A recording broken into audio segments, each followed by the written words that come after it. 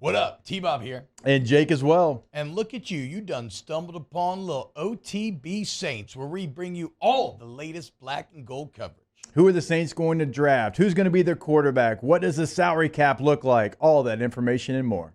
Hope you enjoy it. Like, subscribe. It's time to talk to Nick Underhill of neworleans.football.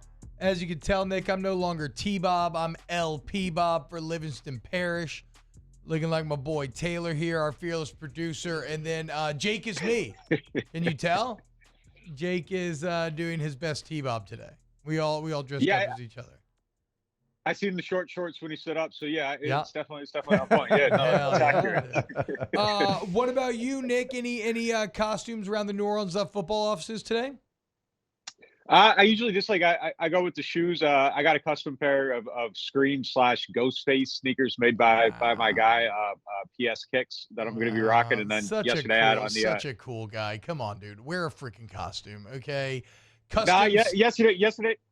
Go ahead. Yesterday I had on the Air Max 95s that look like the Freddy Krueger sweater. So we're no, that's cool though. That's like what you wear as like the final garnish to a party or something. That is not a costume. Okay, Mr. Cool Guy, throw on like a wizard hat or something at least.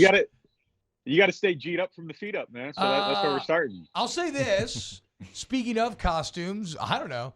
At Saints offense, I love the costume on Sunday. They looked like a competent, badass offense, right? I mean, red zone success, creative play callings, all the weapons were used in concert. Pete Carmichael must have dressed up as a good offensive coordinator, and I hope that he continues to carry it forward.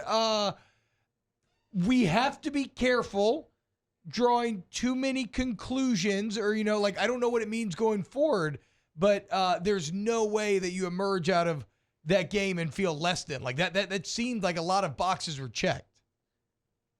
I agree with everything you just said. And as the warning I would say is if we went back and probably grabbed our clip from the Raiders game, which was Halloween last year, we were probably on here like, oh man, True. they figured it out. Da-da-da. True. So I'm gonna be cautious here. But yeah, look, I liked everything we saw in this game. I mean, I thought they put a lot of stuff together really well. They had the game plan to attack the third cornerback, targeted him for like almost 200 yards yesterday. The Colts brought in 5 defensive backs to work out. So like, it's like the olden days when Sean Payton would like exploit a weakness and then you'd see the caravan of workouts come through to kind of address that weakness. So that was good.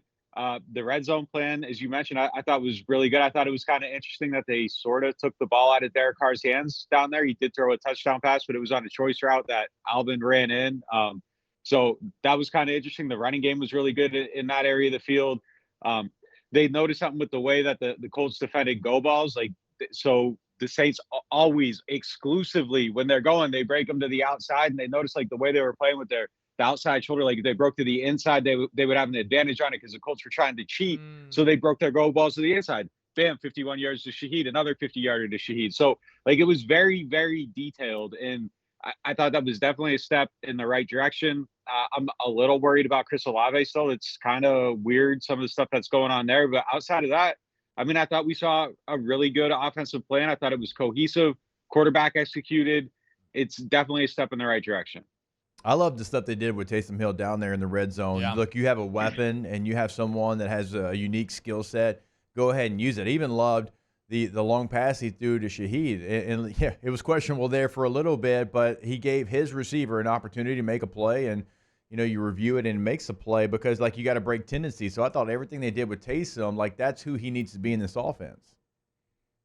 Totally agree. And yeah, you got these guys down in the red zone and your quarterback's having some weird stuff going on. Just like get it rolling and then figure out that other part. And you have Taysom, you got Alvin, you got Jamal Williams. I mean, these are guys that need to be getting carries in that area of the field.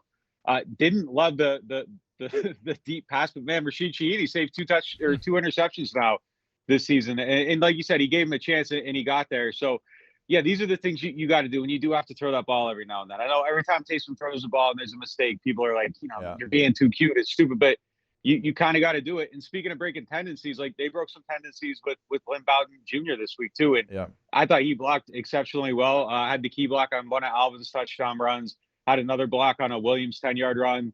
His route running, he ran 8 routes, and he was running his route so hard that it like opened stuff up for other guys in the field. The 31-yard pass to Mike Thomas, like he kind of runs that like little whip route to the outside. And if you watch it, like he gets the cornerback and the linebacker to both bite on his route, which opens up the throwing lane to go up the middle of the field to Thomas. So they did some, it was like there was a high level of self-awareness, I feel like, in this game plan. And they kind of went down and checked the boxes of like all the stuff we've been complaining about. Yeah, and Nick, it turns out you actually had a great fullback on the roster the entire time. It was just your nose guard, and Colin Saunders. Me and Jake were talking about it. It's kind of crazy because it's not just his pure size. Like, his technique is good. Like, him rooting guys out, kind of reading the hole, how it develops. And, I mean, I don't know what it means for Jamal Williams necessarily or what his role is, but, like, short yardage, you're telling me you get Taysom Hill, a jumbo lineman, and you got Saunders leading the way there? Like, that is really hard to stop. For all the talk of tush push, that's, like, right up there in things that I would not want to try to have to stop.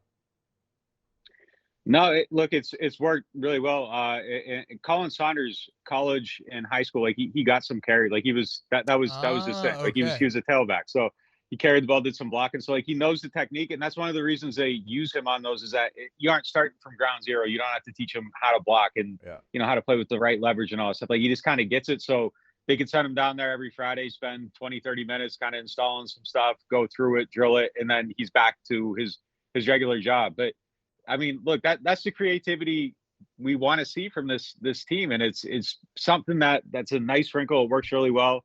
You get, and like you said, you get him out there, you get Trevor Penning out there, you get Taysom running the ball. Like that's a lot of power in just size coming at you in that area of the field. So definitely something that I think they should keep a part of this. I don't know what happens to Adam Prentice when he comes back. I mean, obviously Colin Saunders isn't going to be your fullback from the 0 to the 95, but they've managed to really run the ball decently, I guess, like a little bit better.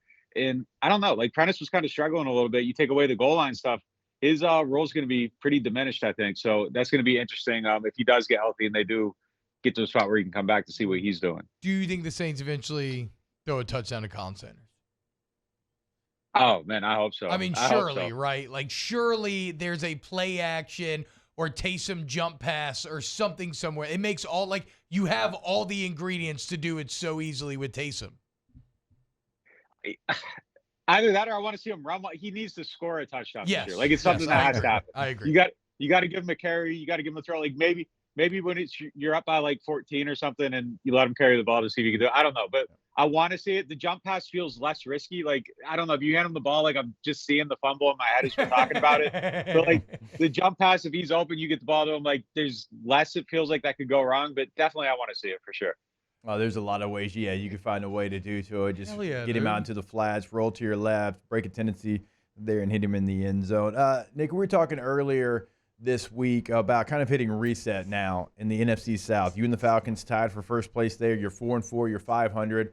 This truly feels like, hey, we're pretty much at the halfway point. Reset. All the things that have gone wrong for this Saints team, they are still right there and with every opportunity to win the division and make the playoffs. And I think they have to have that mindset, and I'm sure they do within that building. Let's just go ahead. We know where we're at right now. We know we've got the Falcons coming up a couple times, and you're still in a spot that, like, if you would have said, hey, halfway point in the season, you're tied at first in the NFC South, you probably take that. Yeah, no doubt about it. And the way they're set up right now, like going forward, these are all extremely winnable games. They aren't going to play a quarterback, like a starting quarterback, the whole month of November. So if you don't take care of business, like that's just because you're still screwed up and you can't figure things out. You can't build on this last performance. Somebody said something to me the other day that kind of was like, damn, all right. Like it was a little bit of perspective. Like, it took Brady 7 weeks to get things going in Tampa Bay when he first went there, and they looked terrible to start of that season. And they did. I mean, like sometimes this stuff can happen. So there's still, I guess, reasons for hope if you want to look for them. I'm not buying all the way in yet, though. Like, it's just, we've seen too much. This is kind of like, it's the sequel, and we've been fooled multiple times. I'm not going to be the guy like in Scream that's like, like we're not going to worry about this noise in the garage. Like, no, we know there's a killer out there, and it's ran everybody down over and over. So let's actually get away from it and see something. So, but yeah, I mean, look, I think they're in a decent position right now. It's a bad division. You get your stuff rolling and you get into the playoffs and you have a good defense and your offense is competent by that point. Like maybe you can win a game still. Like I still have that optimism in the back of my head, but I just can't believe it until we see 2, 3. I don't know. It's going to take a little bit more than one for me to fully believe. But yeah, they're set up in a really nice spot. It's kind of like all the bad injury luck from years past, like they're on the right side of it this year. It's like the football guys are kind of evening things out. Like they're begging the Saints to make the playoffs right now. Like with the circumstances, just take advantage of it, win some games, beat these quarterbackless teams throughout the month, and you're in a great position going into December. Yeah, and I felt like probably the thing that, again, let's not be crazy and say this is all going to carry forward, but the most exciting part about Sunday to me was that the thing that we've hyped up all offseason, which is the collection of weapons that everybody had their moments, right? Again, maybe save for Olave, like you said, but everybody, AK had his moments, Taysom had his, Mike Thomas had his, Rashid Shaheed has his. Hopefully that's something that can carry forward. Thoughts on the O-line before I ask you about a potential trade? Thoughts on the O-line? It's still sketchy to me. They're doing okay. Like they're doing enough to get it done, but it's still definitely sketchy to me. Like, I don't think Andrew Speed's been great at left tackle. Last week he allowed 10 pressures. I'm still kind of going through it now to see what the numbers are for this week. I thought Max Garcia, I don't think he really gave anything up in this game, but there were some definite rough moments. Like it's tough to pin anything directly on him, but some definite rough moments in this game. I thought the run blocking's been, spotty at times. Like everything just seems to be better and way more consistent. So I think there's definitely room to add players there. But you're starting left tackles on the bench. Your starting left guards on the bench is hurt. I mean, you're going to have issues for sure. But like even the guys that were on the front lines, like I don't think we're great. So it's definitely the spot that I think is still the biggest issue on the team. Nick, there's some whispers. I don't know how real they are or if this is just people positing theories, but people talking about like trading Jameis Winston to the Vikings, maybe getting a Danielle Hunter in return. Is there any fire there? Smoke? What am I trying to say? No. Okay. No smoke, no fire, no bundle of sticks, nothing, okay. Nobody digging a fire pit, nothing like that. But look, I mean, at like 1:00 this afternoon, there could be a phone call and that all changes. But as of 9:13 a.m., no, okay. Absolutely nothing, no conversations, nothing. All right, there you go. You heard it here first. Nick, thank you so much, man. Enjoy Halloween. neworleans.football is the site. Check out the YouTube channel. Nick, Brooke Kirchhoff, Mike Triplett, the whole team, they do incredible work over there. Yeah, man. Anything else that we didn't hit on that we need to mention? No, but I want you to look at Jake and just realize like it's too many open buttons and just keep it in mind. See, just keep it in mind, man. I'm just looking at him and I'm just feeling pangs of jealousy. He looks so good. He looks so confident. He looks so relaxed. Like, look at us too. Who do you want to hang out with, Nick?